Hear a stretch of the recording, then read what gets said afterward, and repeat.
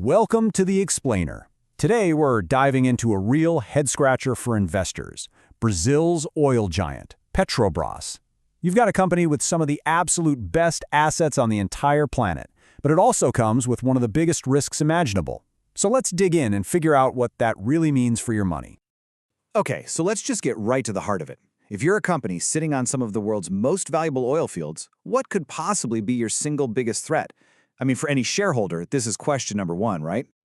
Well, the answer isn't what you might think. It's not about geology. It's not about the competition. It's a conflict that's baked right into the company's DNA. Its incredible, world-class assets are controlled by the Brazilian government. And that is the central paradox every single investor has to grapple with. All right, first up, let's look at the good stuff, the bull case for Petrobras. And it all starts with what is basically a geological miracle buried deep under the Atlantic Ocean called the pre-salt. So these massive, ultra-deepwater oil fields, they're not just important, they are the company's crown jewels. I mean, think about that. 81% of everything they produce comes from this one place. It's the absolute lifeblood of the entire operation. Now this number says it all. $5. That is roughly the lifting cost, what it costs them to get 1 barrel of oil out of the ground. In the energy world, a number that low is, well, it's almost unbelievable. It's just insanely cheap. And here's what that crazy cost advantage looks like when you put it into perspective. It is a tiny fraction of what it costs major competitors, like U.S. shale producers. This means Petrobras can be massively profitable even when global oil prices are in the tank. For an investor, that's an incredible cushion against volatility. So how do they do it? This isn't just luck. It's protected by a fortress of proprietary technology. They've developed unique, patented solutions like HISEP to separate CO2 right there on the seabed. And they run the world's biggest carbon capture program, which, by the way, also helps them get even more oil out. This tech took decades to build, and it is incredibly hard for anyone else to copy.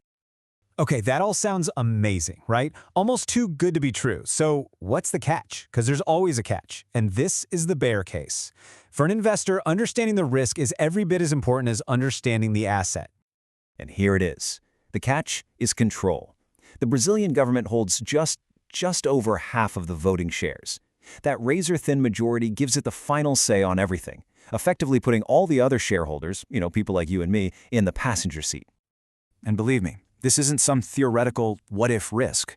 This stuff hits the bottom line, hard. The government can force the company to sell fuel at a loss just to keep domestic inflation down.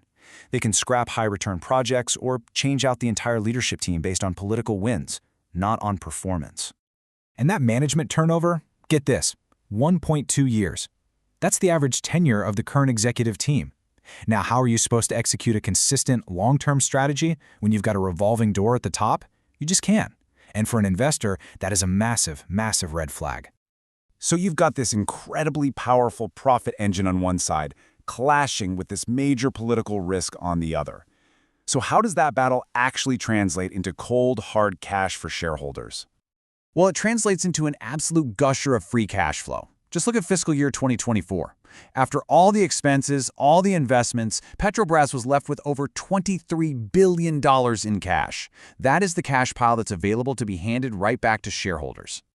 Now, this is maybe the most crucial point for any minority investor. There is a formal dividend policy, a rule that says a huge chunk of that cash has to go to shareholders. You can think of it like a guardrail. It's there to help prevent the government from just grabbing that whole cash pile and spending it on politically motivated pet projects. And the result of that policy? A dividend yield that absolutely towers over its peers. I mean, look at that comparison. It's not even in the same ballpark. And that huge premium? That's no accident. That is the market screaming that it demands to be paid extra for taking on all that Brazilian political drama. It's your compensation for the uncertainty. So let's bring it all together. As an investor, your entire decision, really, it all comes down to weighing these two powerful opposing forces against each other. So on one hand, you have the bull case, the tangible, undeniable value of an elite company pulling super cheap oil out of the ground, a cash-generating monster. And on the other hand, you have the bear case, the very real risk that comes from being a state-controlled company that can be pushed around by politics. At the end of the day, it's a bet.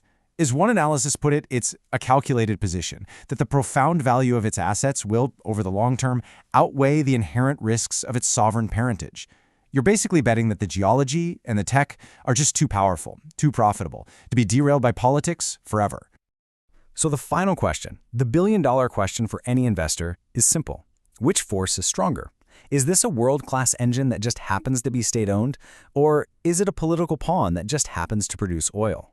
That is the dilemma at the very heart of Petrobras.